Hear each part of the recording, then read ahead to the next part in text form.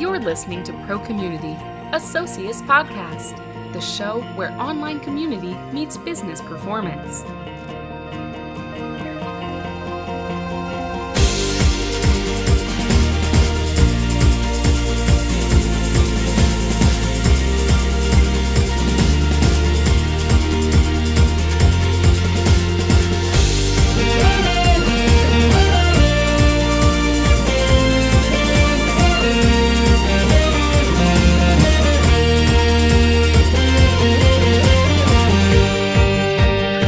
Welcome to episode number 11 of Pro Community. I'm Josh Paul, and this is the show where online community meets business performance.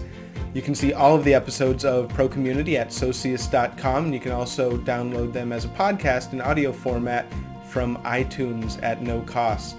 I'm very pleased to have with me today Jeff Marmons, CEO of social business consulting firm C7 Group. Jeff is widely quoted and looked to as a social networking and business technology thought leader. Welcome, Jeff. Hey, thanks for having me, Josh. A pleasure. Thanks for being on the show. And so you have a deep and varied background in business technology. How did you evolve to help companies with social business planning and online community strategy from a traditional business technology background? Well, Josh, that's absolutely a flattering question. I appreciate that. I would call my background, if it were deep and varied in anything, it's probably sales, marketing, customer relationship development, and how technology weaves into that.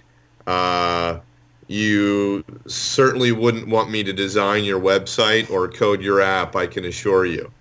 But that evolved, I think, quite naturally from the fact that sales and marketing is moving into a more customer service and customer relationship world, and that's been my background. And that relationship development, the importance of how that's done, especially around where technology weaves into that and can make it more effective and not hinder it, became what social business really is.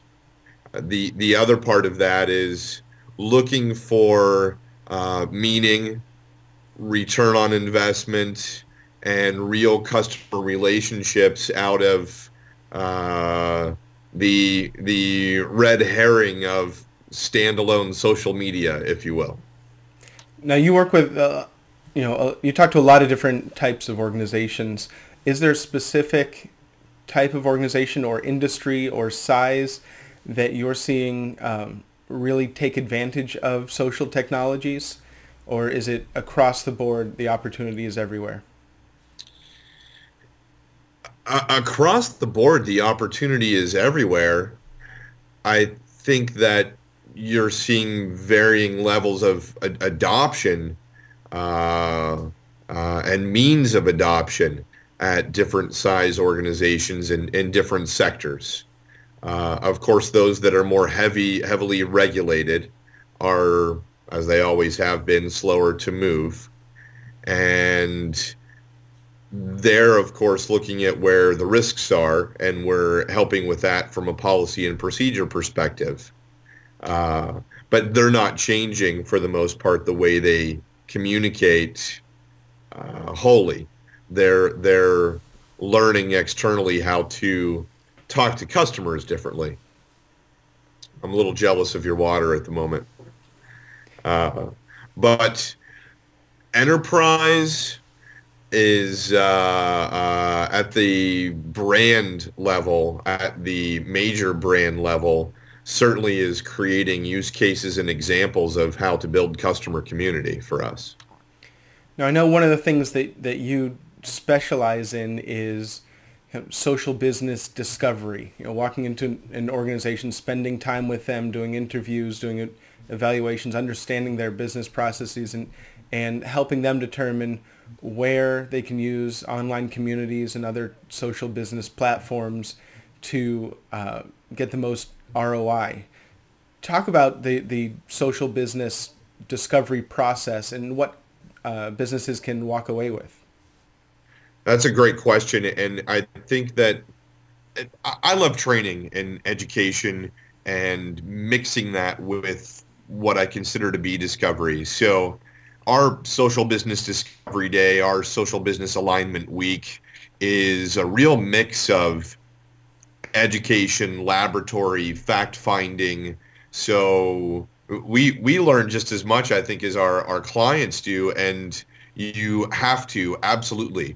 I think and believe that sector expertise, my ability to say that we are the social business company for the pharmaceutical industry, is absolutely wrong, because that sector expertise, as I'm pointing out, is dissipating because now you have unique cultures, unique workflows, and that's what's going to matter in becoming a social business, much more so than we're all selling pharmaceuticals.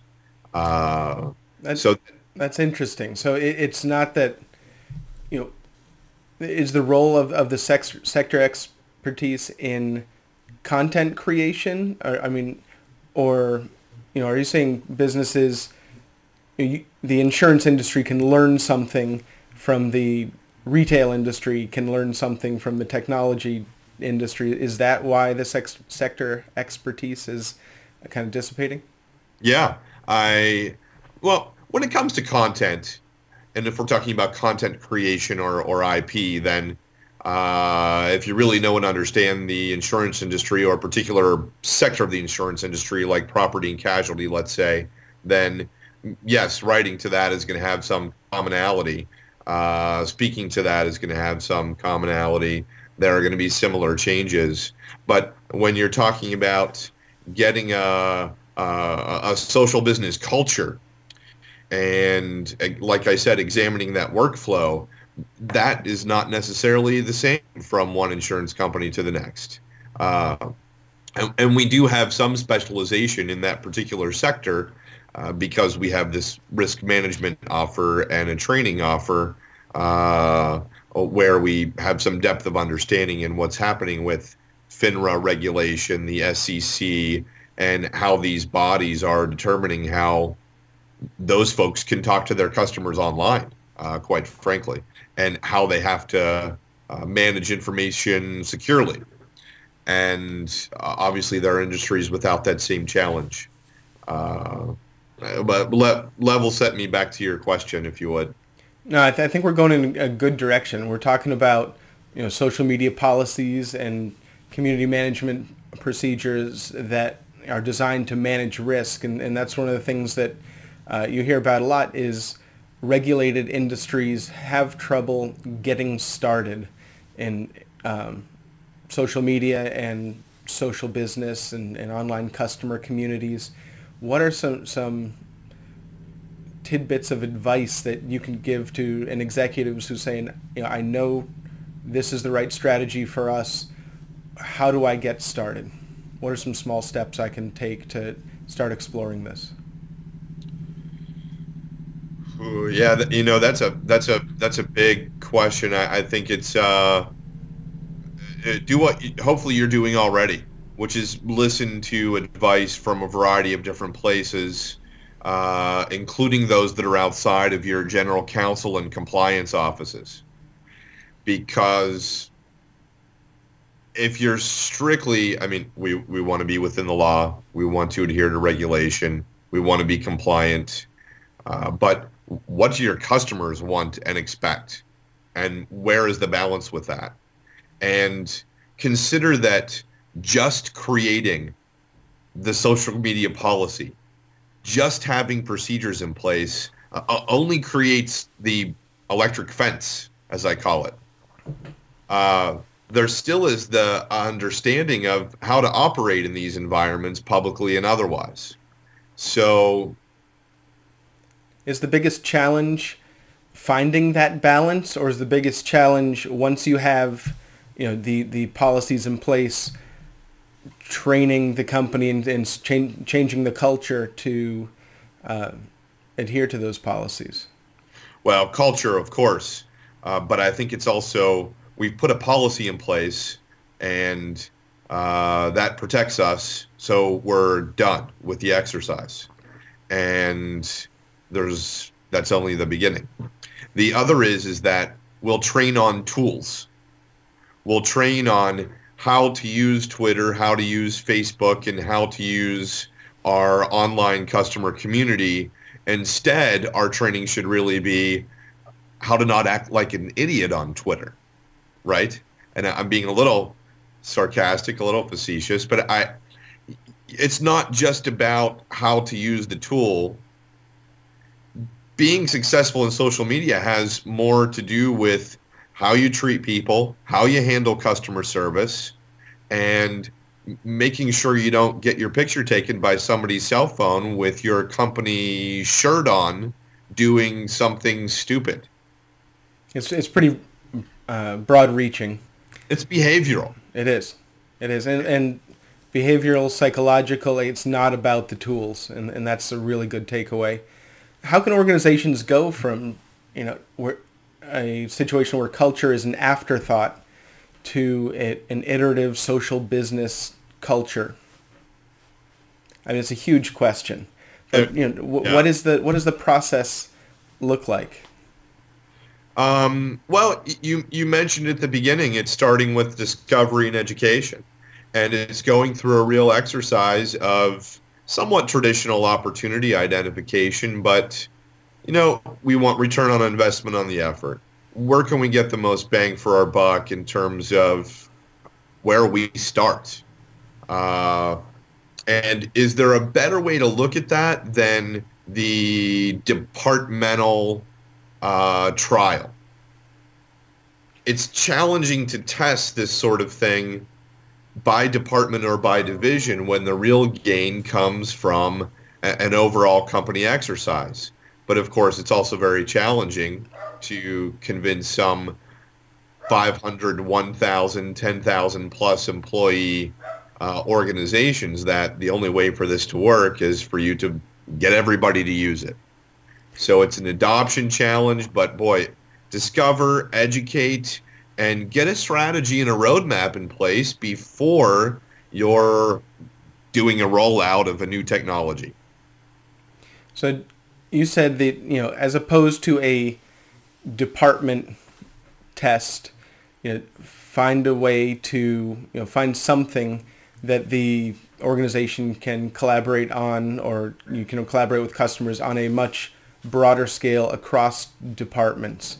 Can you talk a little bit more about, do you have an example of what that might look like, or an example of one that you've helped put in place? I think, well, there's a couple different conversations here, right? One is internal community, one is external. It's where they bridge. My suggestion is seeing where this can happen internally with perhaps selective groups across departments. I won't mention the name specifically, but there is a company that did do that with some success, but it's still a measured approach. And I would give you another example where the exercise being attached to a very specific business initiative is where it's going to be the most successful. So we want to have stronger customer loyalty, and we're going to use a community online as part of our website revision, as part of our not just making our website more interactive, but adding all of these community features. It sounds very basic, but this one client had done so as an effort to reduce customer service expense and provide customers with a better service experience than just the one that they could get on the phone. I think that's an interesting takeaway, is to focus it around a business initiative or business goal, and whoever is involved in reaching that goal is going to be part of that community and part of this rollout, part of this test. I think that's a good approach because you really get the entire customer and employee ecosystem involved around that initiative rather than a single department or single group of employees, because it becomes artificial very quickly. We've seen some evidence that a little bit of jealousy can work. What do you mean? Well, when you put a community in place and a platform in place, such as yours, and people start to use it, and they see that there can be small conversations, private groups within that community, and things are getting accomplished within them. All of that messy stuff that happens before something becomes something, which we call collaboration. And you have people outside of that circle that aren't included in the pilot. And they start to see that that's kind of cool. And how do I get my people involved? And we were a little hesitant at first, but hey, that's pretty neat. That seems to be working for them. And it's a little bit more fun. And people are engaged. And they're... I'll non-segue over to the customer side of this of, hey, he's got a 5-star rating and 37 answers, and he's got the Super Ninja icon next to his name, and I kind of want that. So now I'll add this element of you're gamifying the experience. You're allowing people to level up a little bit within it, and all of a sudden other people want to play. And I'll connect that for you to, the longer view is your participation in this environment ends up becoming part of your performance review. That can be motivating too. I definitely agree. And there's also the risk side of that level of excitement within the company and making sure people understand, keep their eye on the end goal. People keep, everybody wants to be involved. We're launching an online customer community, but, keeping your eye on, it being about the customers and actually measuring business goals. This happens more often at the beginning of the process on a strategic level, and everyone wants to, just roll it out and see what happens, and we don't need a strategy and that. So there's a flip side to the jealousy and gamification of, people wanting to be involved. But I think down the road, as you're building adoption, it's a very powerful message that you just said. So regarding online customer communities, where do you see the most usage and growth? Is it the support side of the house? Is it acquiring customers, keeping customers, co-creating products with customers? What are you seeing as a general trend for companies to look into? Well, you just named some favorite ones. I think they're kind of favorites for all of us. The reduction of cost in customer service right now that I already spoke about, I think is certainly one of the bigger ones, depending on the level that we're talking about. But you can have a medium-sized company that's got an awful lot of customers with challenging issues, and they do really enjoy answering each other's questions, and sometimes the user of our products are the ones that know it just as well as we do, or perhaps even better. There are great examples of that. If you're looking at really large brands, then Nike is probably one of the best examples of what anybody's doing online right now, but they've got a battery of incredible tools. The fact that I can share the playlist from my run, the GPS route that I ran, and also the time that was taken from some device on my shoe. These things are all things we can come together around, we can talk about, we can compete against each other. And we're a competitive bunch, we humans. So I think offering friendly ways, we're talking about gamification again now in that sense. But back to my original point of customer service, I think there's tremendous opportunity there. As a partner of mine was like to say often, it's a matter of one source of truth. There is one collection of the questions, the answers, the discussion, the materials that are related to that. You can't see me doing this, making my points across my fingers, but that's really what the value is. And you're also maintaining your knowledge base. So even when employees leave or customers become disengaged, the conversation is archived. It's captured. It's accessible.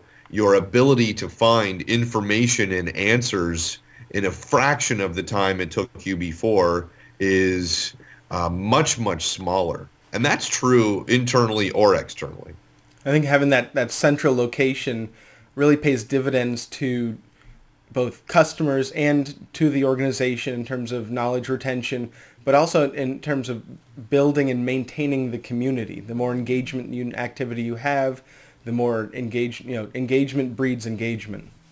So we're really fancy about our conversation, Josh. I know we are, and it's still not. I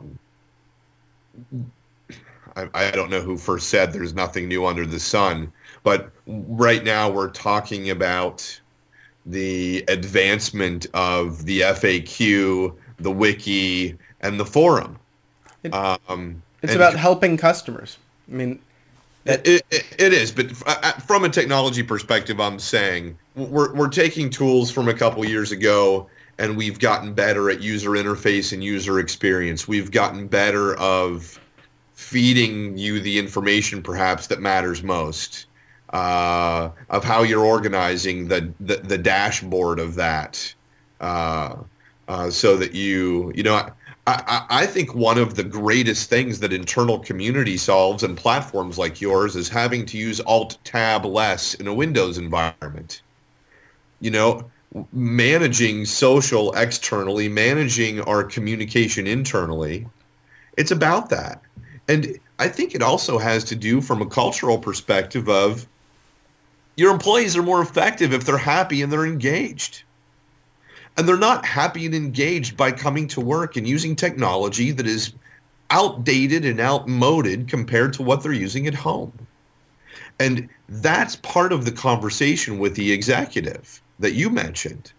And they don't understand that completely, and I don't like to generalize, but there's a lot of lack of understanding of, it used to be, what did we call it, Black Monday? Everybody went to work where there was a fast connection to go shop after Thanksgiving, right? Well, we don't have to do that anymore because we have just as fast a connection, sometimes now even better, at home. We have our email on all of our devices. We don't have to log into Microsoft Outlook. My apologies to Microsoft. But there are better ways to do it. It's a little bit faster. It's a little bit easier. It makes me nervous that my employees on their iPad on the sideline of their kid's soccer game checking to say that they've read and approved a report. But the fact is, we can give them that freedom now and still be very effective. So are you saying that they're? I guess. Are you saying that the processes are not new? We're just doing them better, or are you saying that that things have changed quite dramatically, or are you saying both? I'm saying both. There are a lot of things about technology that have just made them easier to use and more available to us. But no, is it incredibly different than dialing up into a bulletin board service and leaving your question and coming back a half an hour later to find an answer like we did a dozen years ago? Probably not. Is change management and getting to a better, different culture different? I think absolutely. I think now We need to move from a static state to an agile and iterative one instead of from one static state to a new one. Our rate of change is only going to accelerate, and we're all surprised and talk all the time about how fast and amazing it is. How we got to X number of users on the platform of the day versus how long it took people to adopt to using VHS to watch videos. And those were tapes that came before DVDs, for anybody who's confused by that. But I think that probably answers your question, but that's really where the rubber meets the road to me. It's the highway example. It's the transportation infrastructure example of planning and building a new spur and a new connector, and it takes 4 years to build that, and by the time the road is completed, it opens at capacity. We can't afford to make those kinds of mistakes. I think those are good points. And so if an organization doesn't get on the highway, what are the risks that they run from a business perspective, from a customer engagement perspective, from an employee satisfaction perspective? Aren't we already seeing that? They'll get run over by a bus eventually. There's no stopping this. The executives that are still, my friend Ewan Semple, who wrote an incredibly insightful book called "Corporations Don't Tweet, People Do." I'll admit I'm not the biggest fan of the title because I think that the subject matter of the book is much larger than its inference to Twitter, if I said that correctly. But I've gotten away from your question, I think, Josh. It's about people. It's about ideology before it's about technology. And you're going to see examples like we already have of larger companies having to worry about competitors that are much smaller and much more agile than they did previously. And the reason is they don't care about setting up technology infrastructure or perhaps even a secure server in the back room, because they're too busy executing by sharing things on a Google Doc. And if you are going to be so protective of keeping everything behind your firewall and investing time in your meetings talking about that, your smaller agile competition is busy executing and talking to your customers. I think that's one of the things I'm most excited about in the social business world is the way that small and specifically medium-sized companies are able to compete on a much larger scale. They're able to work in a more agile fashion, which you just mentioned, and they're able to just accelerate the number of people they're able to connect with and engage. How are you seeing mid-sized companies differ in their approach to social business than an enterprise, large company? Well, they take less time to decide. I don't want to say that they're in any way less cautious, and it really depends on the engagement. I don't think that that's necessarily true across the board by size of company. How well do you embrace your internal champion? How well do you listen to, or are you asking your employees that are quote unquote in the know, whether or not they can be part of a tiger team or a task force to address and look into what this is? And does it take a visionary CEO? Not necessarily. I think it takes even the pragmatic CEO that is willing to listen to those people that are visionary in their midst is going to win. And if we're back to the risk conversation, if your idea of addressing this risk is to limit usage, to not allow sites to be used from your PCs at work. If you are, I mean, I heard tale just a few days ago of a CEO of a relatively small, I mean, still, $25, $28 million company, but they don't let employees work remotely on laptops for fear of their proprietary information being lost or leaked. This sounds surprising to us because of the extreme where we're working, but the language of social business is not pervasive yet. You're in the Washington, D.C. area. We have companies with a lot of Northern California representation. I'm in Northern California.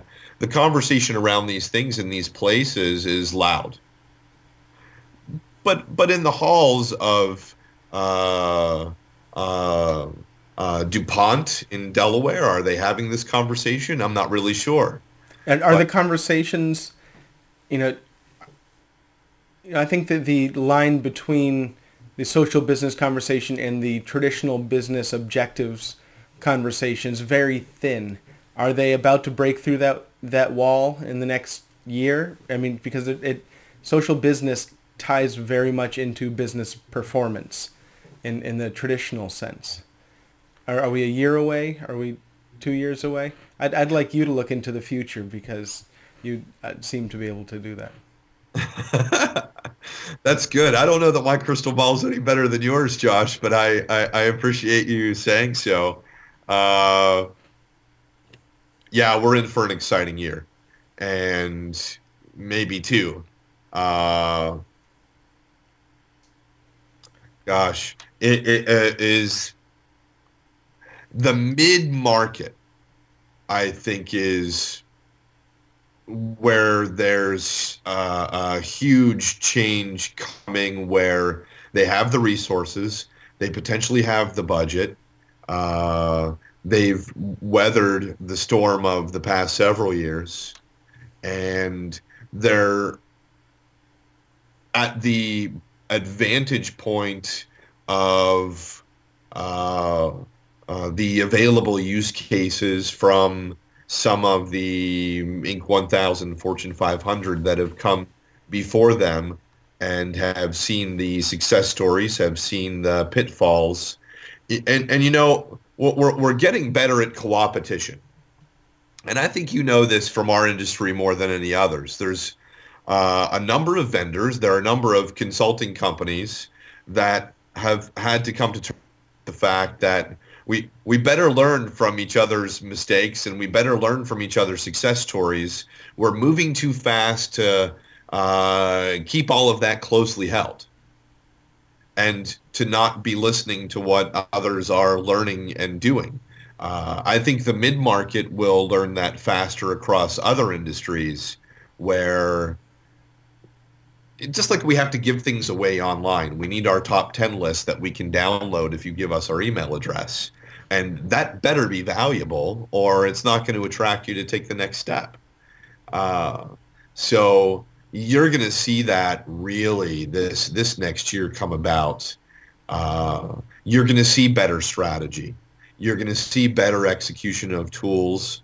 And I think we're going to narrow the field a little bit when it comes to what solutions are working. Hopefully we'll get away from the next shiny object syndrome from either IT or marketing, whoever is getting the budget for technology next. I don't know if we'll ever lose our love of shiny objects, but I think next year is going to be very exciting. I mean, I agree that the mid-market, for those reasons you stated, I mean, just the resources are there, the commitments there, the investments there, and then being able to see the lessons of larger companies and the amount of credible, valuable content around how to do this right, including this podcast, I think is just sets the stage for a very exciting year or two. So it's great we're even able to do this, and thank you.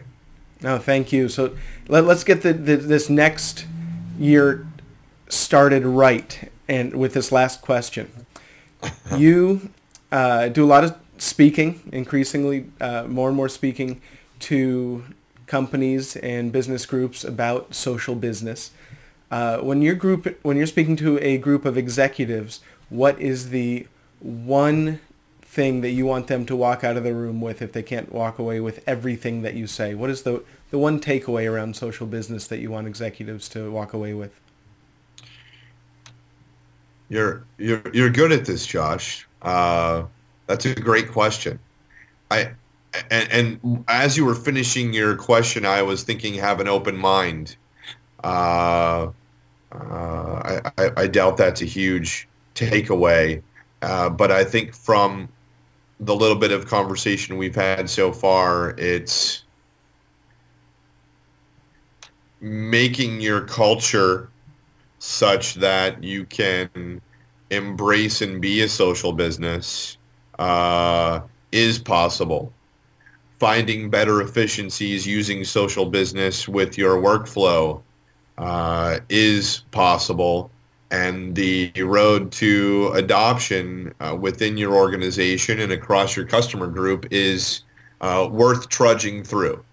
And it's a challenging road, but the outcome has huge ROI, and it is the key to your business's survival. I think that's a great note to wrap up on. It is worth it. So, Jeff, I want to thank you again for sharing your insight and experience on ProCommunity today. I hope we can do this again sometime. I would love to, Josh, and thanks. Wonderful job, and I'm glad to be included, and I appreciate your thinking of me and being a part of what building community online is about. Well, I really appreciate your time. And before we go, where can people find you on the web? Well, with a name like Jeff Marmons, I'm pretty easy to Google. I think I come up in the first 20 or 30 result pages for my name. And c7group.com is C, the letter C, the number 7, and the word group.com is our website. jeffmarmons.com is mine, and I'm pretty easy to get to from there. And as always, you can see all of the episodes of ProCommunity at Socius.com. You can also download all the episodes in an audio podcast format in iTunes, where great reviews and 5-star ratings are appreciated if you like what you heard today. Jeff, I want to thank you once again, and have a great day. You too, Josh. Thanks.